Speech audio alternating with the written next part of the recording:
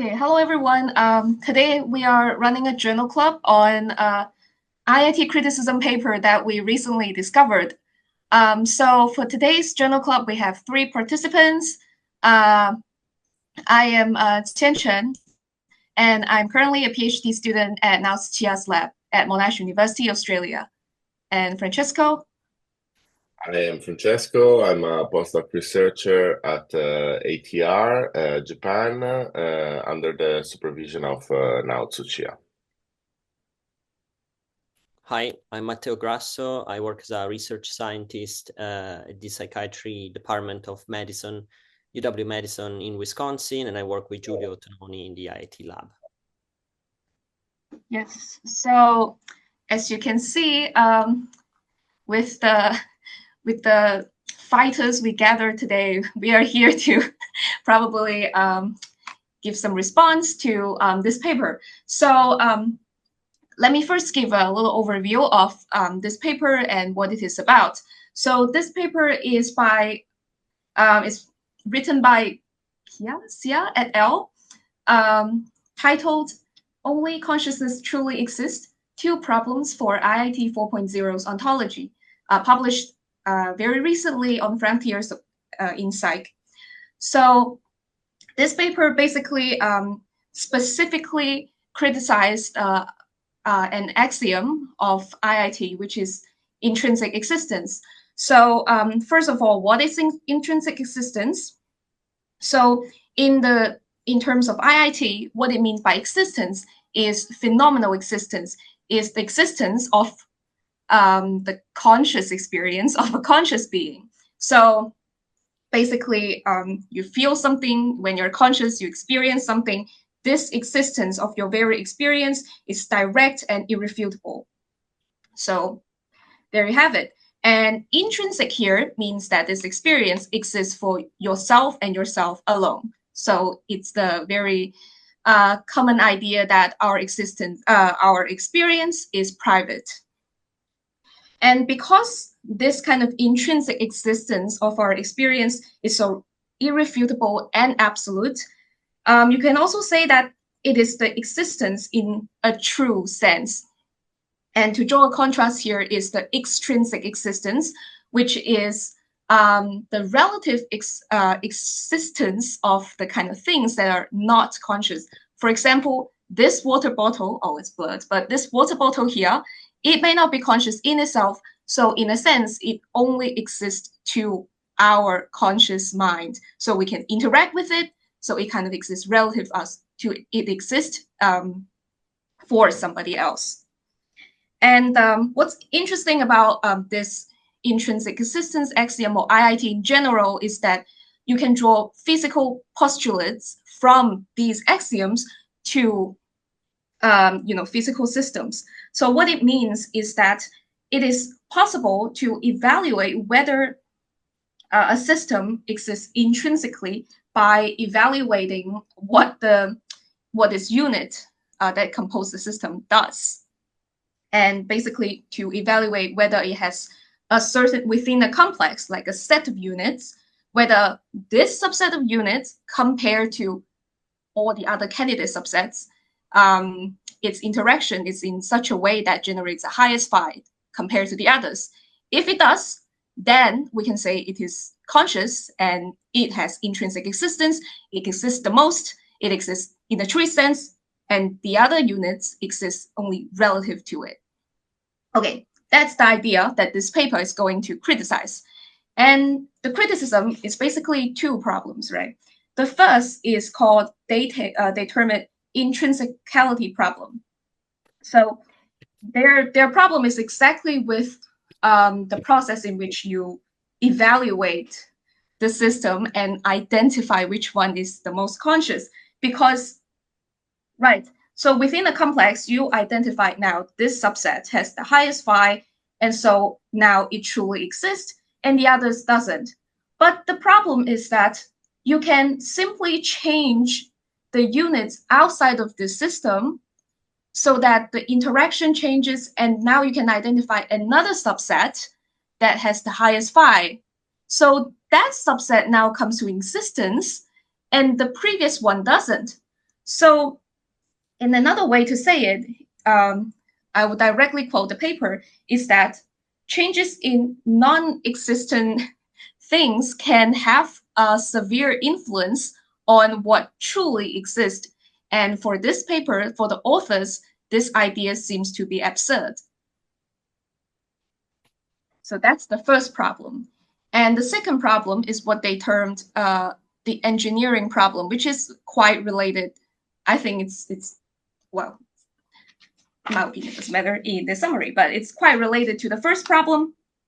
Basically, the question here is, how can an engineer? So basically, any system is formed by parts, right? So how can an engineer put together parts that don't exist into something that exists? Yes. So how can a system form with non-existing parts? So imagine a simplest system with only 3 parts, 3 units, and each of them is a logic gate. And before you assemble them, they just lie there on the table and then they're off. So you can imagine any single one of them do not have any phi. So they don't exist, right? And now you put them together, wire them together in a certain way, turn them on, and suddenly this system as a whole exists. And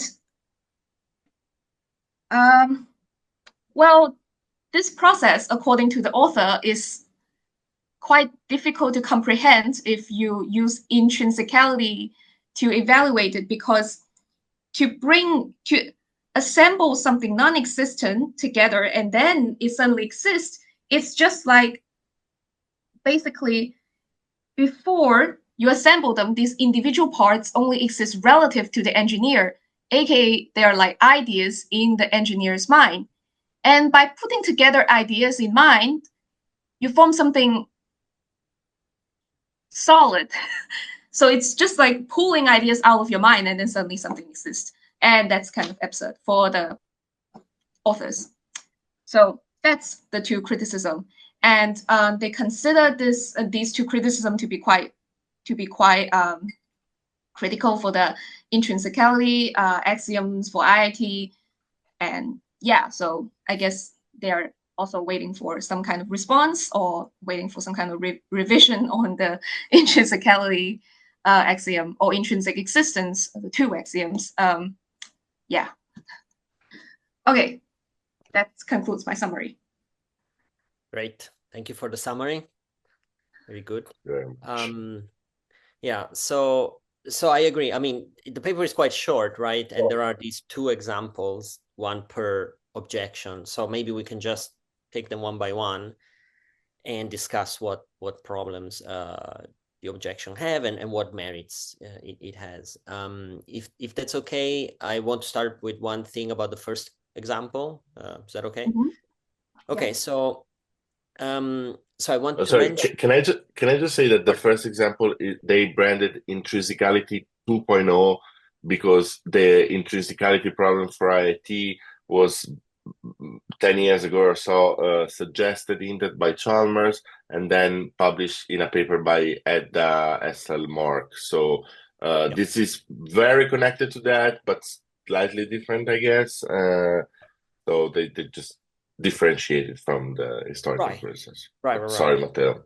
No, perfect. Thank you for mentioning that. And actually, just to make it very concrete, the first objection against intrinsicality that Hedda Hasselmark raised was the idea that, so if for IIT you define intrinsicality as the fact that, so consciousness is intrinsic, it is for itself, the experience is for itself, for the experiencer, and this is translated into the terminology of cause-effect power, into the intrinsicality postulate as saying that the system has the cause-effect power it has for itself. So computationally, in terms of computational steps, this requires us to just focus on the system, to set all the background conditions that are outside of the system as fixed, and ask that the system constrains itself.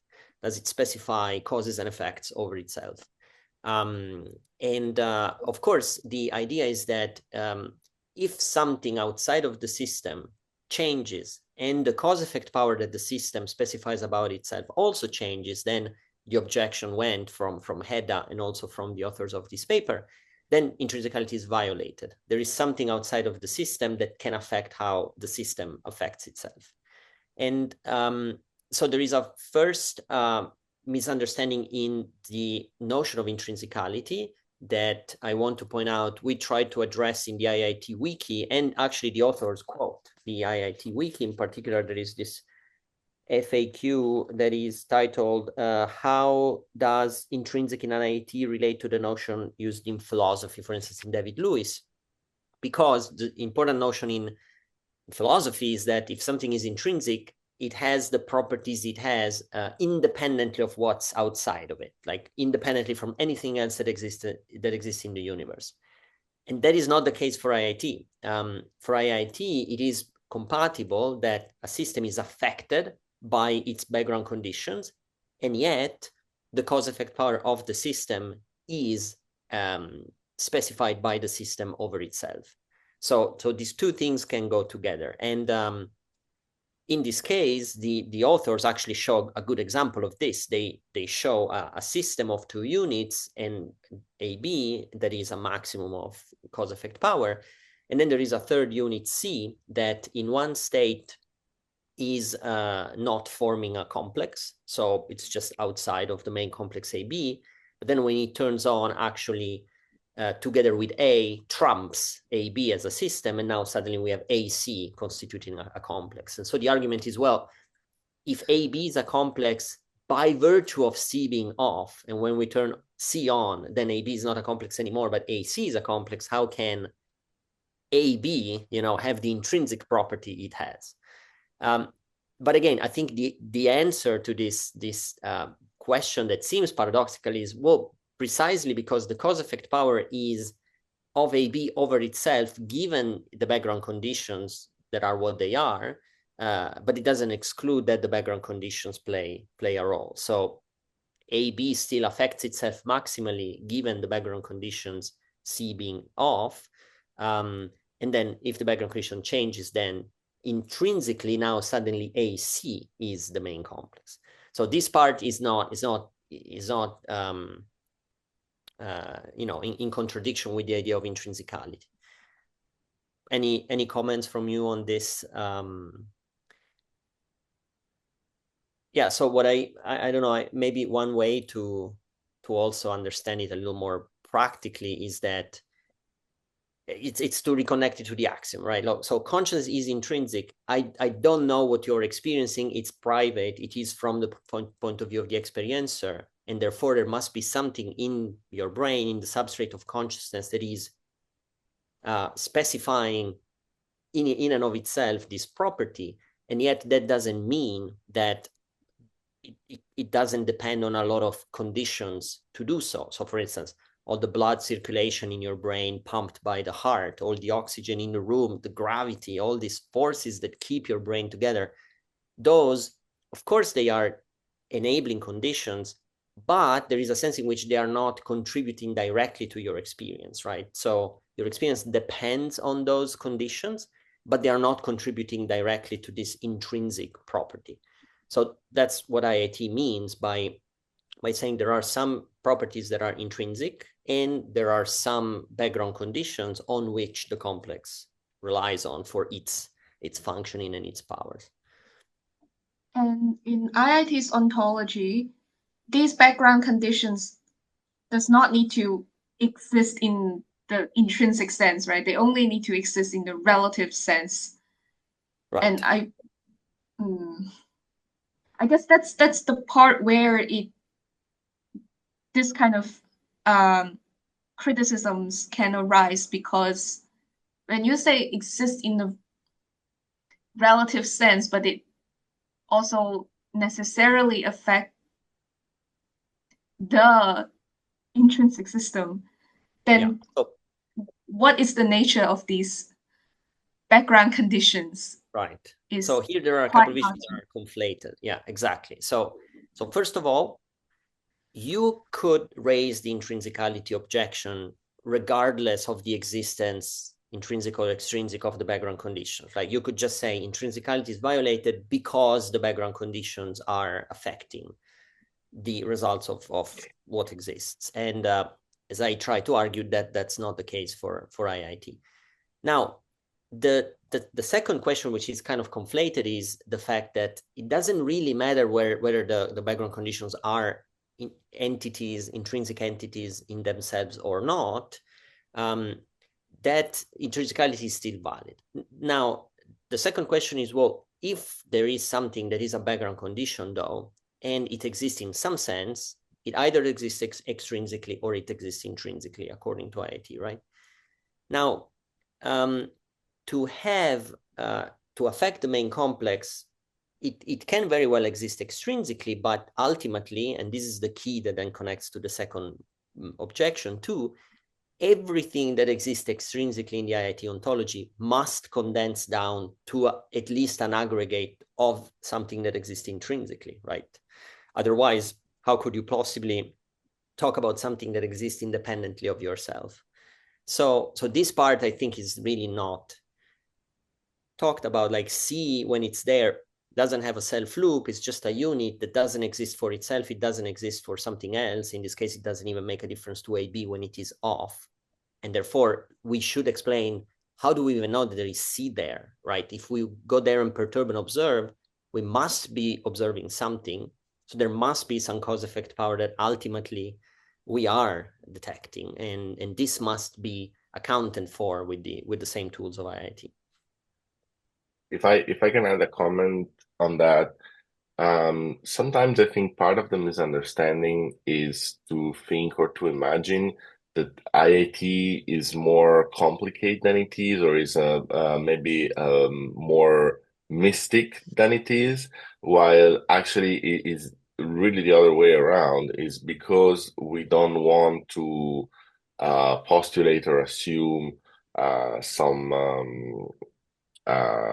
ethereal or mystical power that is purely mental, or purely that the explanatory framework makes this distinction, because as you say, ultimately everything breaks down to cause and effect power in an explanatory terms, at least, right? So I think potentially this is the issue, and the impression is when they use this language, like ideas in the mind of the experimenter or something, I think that's potentially shows this kind of conception of IIT, which is, in this sense, I would say, is very, very pragmatic. Yeah, that makes a lot of sense. I agree. And as you say, there are cases, I think, where you can even make these predictions of IIT that are counterintuitive actually very, very compelling. So you can imagine, one of my favorite examples of why background conditions matter and why they should matter is really very simple. You can imagine a system. Let's take AB again, this little two node system. And let's say that A is an OR gate, right? So it is a gate that can receive inputs from at least two units. And it, in IIT terms, it does specify information about its inputs in case it can make a difference to something and it can receive a difference from something, right? So the interesting thing is that if you have an OR gate that receives an input that is already on, then the state of the other input doesn't matter for the OR gate. The OR gate is still going to be on regardless of what happens to the other node, because one of the inputs is already on. So now you can imagine this scenario in which you have a mechanism that is part of your brain that receives inputs from within the main complex, from within the brain, and it matters for consciousness. And it also receives some inputs from the outside. So now, the moment all its inputs are off, this node is actually specifying information about all its inputs being off. But then the moment that the external background condition is on, then this node is effectively almost deactivated, right? Because now turning on other inputs within the brain doesn't really make a difference for this node anymore. Yeah. So it's a little bit like saying you have this mechanism that when you do something outside, when one of the inputs is in a particular state, this element stops working because nothing can change its activity from within anymore. And so it's actually very reasonable that an element like that would be within the main complex, but it would stop being part of it when somebody outside is affecting it and actually effectively deactivating it, right? Making it useless. So their case is a little bit like that. You have some nodes outside that can make a difference from nodes inside. So yes, this is a case. That's a great example, I think. Very, very, very clear. Yeah, okay, so let's see if we have something else. Do you have any other comments on the first objection?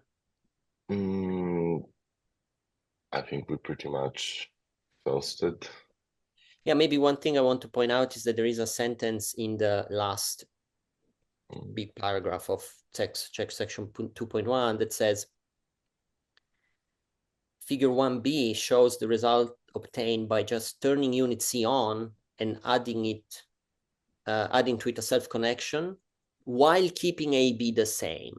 So this is I think the sign that the understanding of what it means to keep something the same changes, right? If you change the inputs to AB, then in IIT terms, well, AB is not the same anymore, yet the connections might still be in place.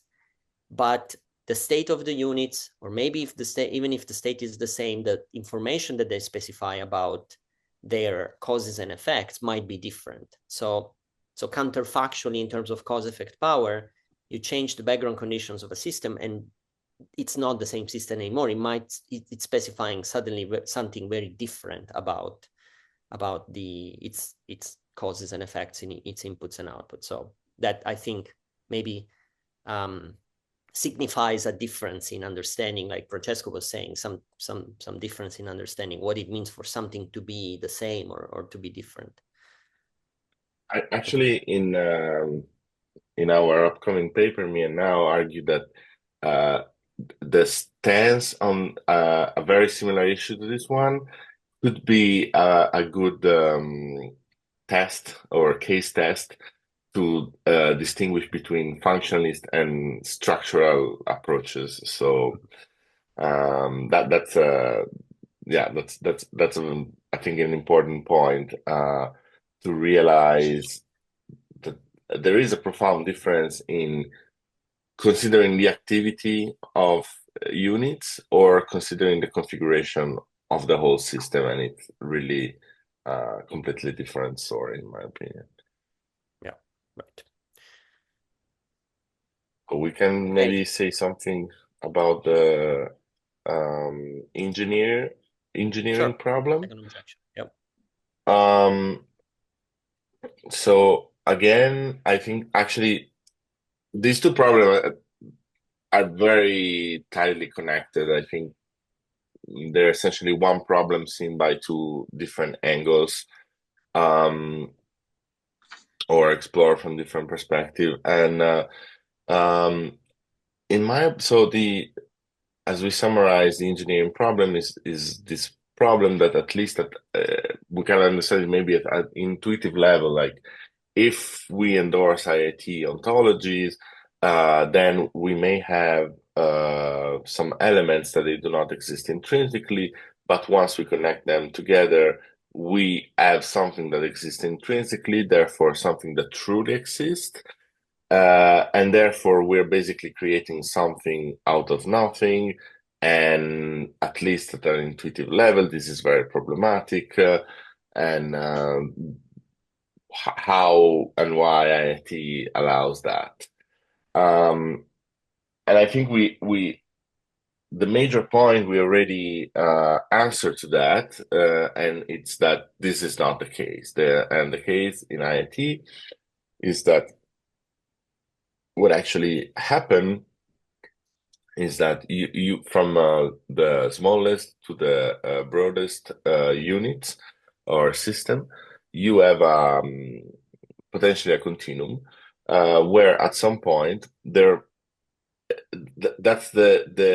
I think there is a fundamental tension between IIT that is strongly non-emergentist theory in this sense, and perhaps Sea, Negro, and Signorelli interpretation that they, or also in the past, I think they wrote about emergent IIT. So probably they have an interpretation of IIT that would be more compatible with an emergentist sense.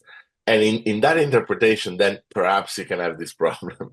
But I think if you actually take IIT, so to say, main interpretation, or the one that is expressed in the wiki and other papers, then this problem does not arise, because what you have, of course, you have elements that they do not exist as such.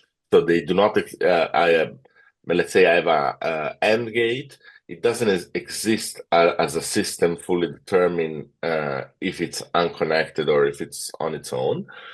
But there will be part of that element or parts of the element, so potentially down to the smallest atomic component, that at some point do specify cause and effect power upon themselves. So that I don't like the expression truly exist, that they exist for themselves, they exist intrinsically. And potentially, actually, there is the tricky part is that there is not one entity, but there is a bundle of countless entities that perhaps are even insignificant for our conception of what consciousness is, or for our everyday subjective experience. But overall, it matters in terms of ontology. So in this sense, what happened is, once you connect them in a specific way with a specific material and certain of properties are respected, then the overall system trumps the existence of everything that is below. And as we saw from the previous problem, this is something that is perfectly acceptable within IIT's ontology. It's not, again, it's not multiplication of entities or anything like that. So please feel free also, Qianchen, if you want to add something, like you have been. Yeah, please.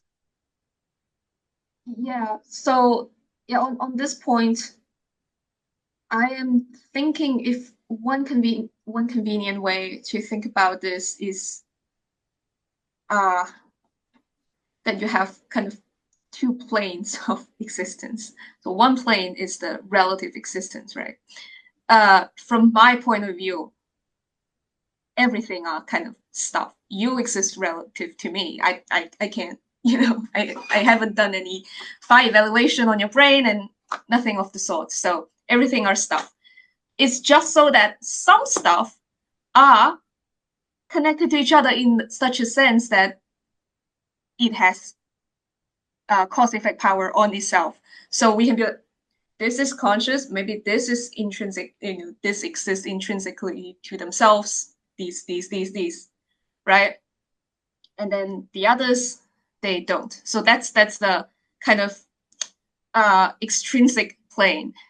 And then there's an intrinsic plane where we are, it's just conscious. It's like, I'm conscious. And then there's another, I'm conscious. That it's like, the stars in the universe, and it just like shines and blinks. And this AB system, in coming back to the example in the paper, have the system of AB at this point of time, in virtue of C's inactivation, it has the maximum phi, so exists. So right now you have like consciousness formed by AB. And then, in the next point of time, C is activated, has a self-connection. Now AC exists. So it's just, one consciousness comes into existence and then ceases to exist. And then another consciousness comes into existence. And I think that's actually not difficult to understand, that this kind of things happen. It's just like in a hospital, right? Some people pass away, and they're newborns. And in the intrinsic aspect of existence, which is basically our subjective experience, it does come from non-existent things, right? You don't know how you come into existence. I just, I'm suddenly I'm here. It's just like the meme I sent into the chat, right? Oh, I'm here. So it actually aligns with, our subjective perspective, I guess. I like what you say, and I fully agree. And on top of that, I think there is also, again, this very intuitive notion that, even extrinsic existence, in a sense, is existence, right? So if you yes think that there is something in front of you, if you see 3 logic gates, you're seeing something.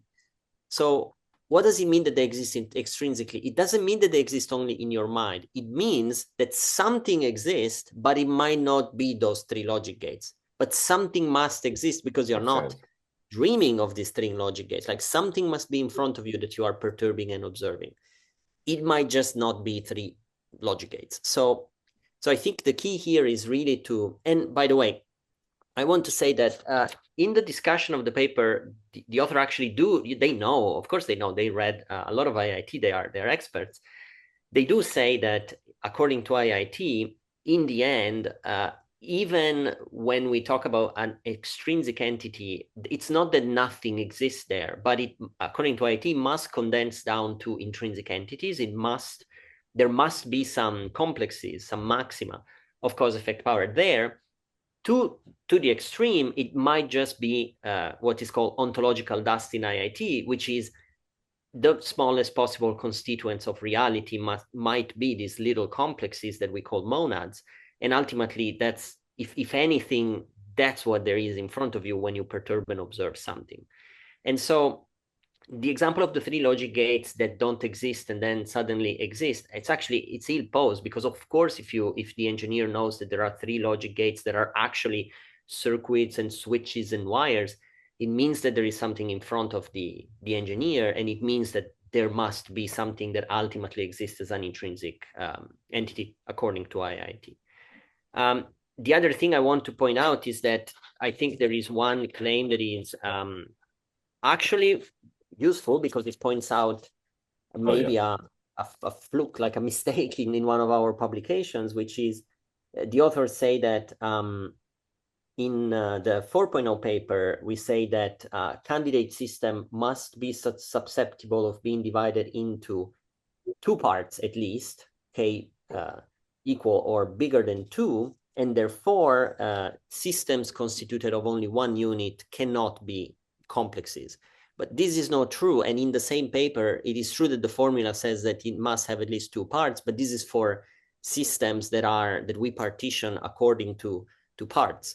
But there is one type of partition that is called the disintegration cut, where we basically take whatever we have and we disrupt completely the cause-effect power, that also applies to a single unit with a self-loop. And this is also shown by the fact that in the 4.0 paper, there are 1-node systems where we indicate actually it's a lot of examples have that was my confusion, but I think it's actually correct to say that it's phrased very ambiguously, because it doesn't specify for a system of many nodes, essentially, that each partition has 2. So that was a very keen observation. Yeah, so that's good. But I mean, at the same time, in the paper, there are, of course, systems with 1 unit and a 5 value. So this is possible. And if you run the PyPhi code and you compute system 5 for a 1 unit system, you do find a 5 value. Yeah. Sorry, to jump in. So in IIT's idea, something really doesn't exist when it does not have any cause-effect power to neither to itself or to anybody else. So when that's what doesn't exist, rather than what is kind of suggesting here.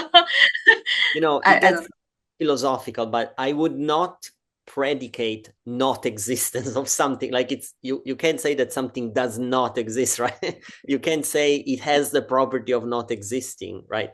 If there is no cause, it's a little bit like this is the property of non-existence. It's basically discussing of my hairstyle, essentially, right? Like exactly. there is simply none. Exactly, right. So but the point that you raise is correct. Like if you go out there with your perturbation and observation tools and you just find nothing, no cause effect power, it means that you don't observe anything. You might just have empty space, and then you can ask the question, what is empty space? And that's a question that physics, of course, already thought about for a long time. But the point is exactly that the moment you just don't observe anything, then that is the absence of cause effect power, and there's nothing existing there. But if you do observe some cause effect power, some, observation and perturbation results in some changes, then it means that something is there. You don't know exactly what, because you have to apply the entire IIT framework to actually figure out what exists intrinsically, right? That's the correct parcellation of the universe into entities that is unambiguous, rigorous, and that is coming from first principles. Of course, you have all these issues in metaphysics and mereology that tell you that you can arbitrarily say that, in front of me right now, there is a table, but it's also 2 halves of the table and 4 quarters of the table. And these things all exist, but you don't want to multiply existence. You would run into problems if you say that there is no fact of the matter that one thing exists and the others don't. So, yeah. Yes, and I think that's can potentially be a response to probably the engineering problem, right?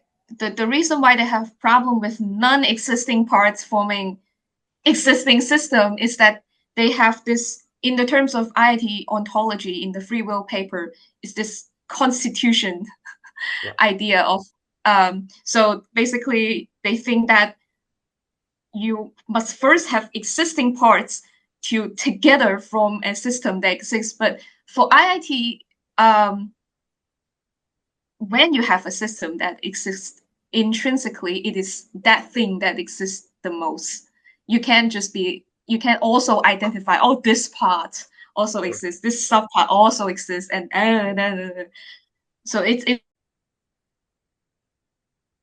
Sorry about that. Please, Qianchen, continue.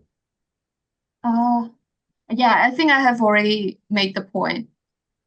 So one thing I want to add on that, which is mostly philosophical, but I think it's very important, is that still you could still, press IIT and say, well, there is the one thing that seems very counterintuitive, which is that even if I admit that there is one entity that exists, how can this entity, even if it excludes things that don't exist intrinsically, like all its parts, all the neurons in your brain, if you exist as a main complex, the neurons technically don't exist for themselves anymore.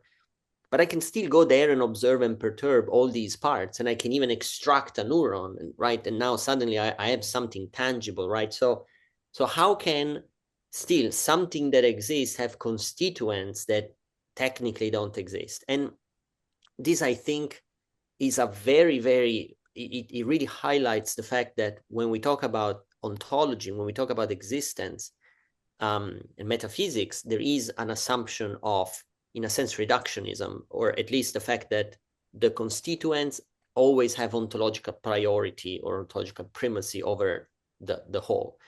And IIT is not a reductionist theory, it's an anti-reductionist theory, both in the sense that it takes consciousness as fundamental and it doesn't reduce it to physical properties, but also it doesn't reduce the whole to the parts. It says the whole has constituents, but the whole exists, in a sense, more fundamentally than the constituents. It might be constituted, so there is a metaphysical relationship of constitution, but it is not ontologically, the constituents are not ontologically primary. What exists is the whole. And again, this might sound very counterintuitive and esoteric, but it's just what we experience, right? Our experience right now is of an integrated whole. So there is one object that is my full substrate of consciousness that exists, And for all I know, there is no subset of it that exists on itself and it's, having independent existence. So it's actually more parsimonious to think that the whole exists with all its constituents, rather than saying that there is emergence of the whole and the constituents, and then you have maybe causal overdetermination or downward causation. So this is a more parsimonious ontological account that is, again, coming from first principles, coming from the properties of experience, which are given, directly, or at least, they're experienced. Yeah, it seems to me that some of the confusion rise with IIT may be best comprehended when you go back to your experience itself, rather than looking at it from like, how do I manipulate this? And then suddenly you trick yourself into thinking into something like into ideas as this paper proposes.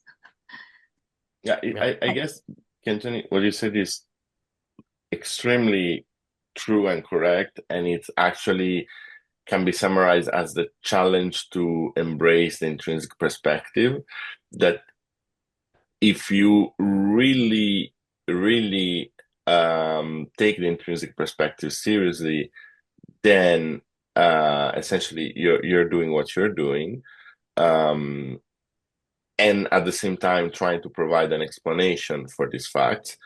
But if you maybe don't, it's really, I think it's really a leap that one has to take, because of course we are taught in either science or philosophy within a certain mentality that has been actually very successful in almost every aspect of science, except this one that require necessarily, from my understanding of it, the intrinsic perspective, which then leads you to do exactly what you just said. So yeah, great. Okay, is there any other comment about the paper or issue, or you think it's unaddressed? I think Francesco mentioned well, I think we have already addressed it, but in the chat, you mentioned that fundamentally they conflated, the definition of extrinsic existence with intrinsic existence. Yeah, I totally agree with you that along the paper, throughout the paper, in many places they use the word objectively exist, and in combination with what truly exists, I think this is where they start to confuse the kind of idea of existence. It seems to me that they, first of all, one way they think about this thing is that IIT consider intrinsic existence as the only existence. It's either this or nothing exists. Right. I think that's one of the misconceptions. And another thing, Francesco, you wanted to say something? No. I just wanted to say that exactly that. I think this is essentially the main reply that we have been discussed throughout this meeting in different way. That for IIT, what really matters is the intrinsic perspective, which is the way to address intrinsic existence. And when we discuss, or when we want to attribute extrinsic existence to something, what we're really wondering is if that thing exists as such. I like this expression, as such, because it's not that it does not it exists as a bundle, for example, as a collection of many smaller entities, but it doesn't exist as a whole entity. And actually, if we take IIT very seriously, there is a sense in which it's correct to say that Francesco or Matteo or Qianchen, they don't exist. Like, it's the person, what we call the person, if IIT is correct, is just the main complex, and then the body is just a something that is attached to that, right? Of course, that's opens a completely different debate on the personal identity and many other problems, but I think this is fundamentally correct from the IIT perspective. So I think it's the same issue throughout from different angles. I think it's a very difficult issue. It's a very difficult thing to fully embrace because, in a sense, it's very novel and counterintuitive and different from what we've been taught in science, but also probably not just. And yeah, the important thing to me is to remember that when we say that I don't know a node does not exist, what we really mean is this the node itself as a whole entity does not exist. Nothing prevents that parts actually. It has to be the case that part of the system, whether small or super small, they actually exist for themselves. Otherwise, it is simply wrong. Yeah, very true.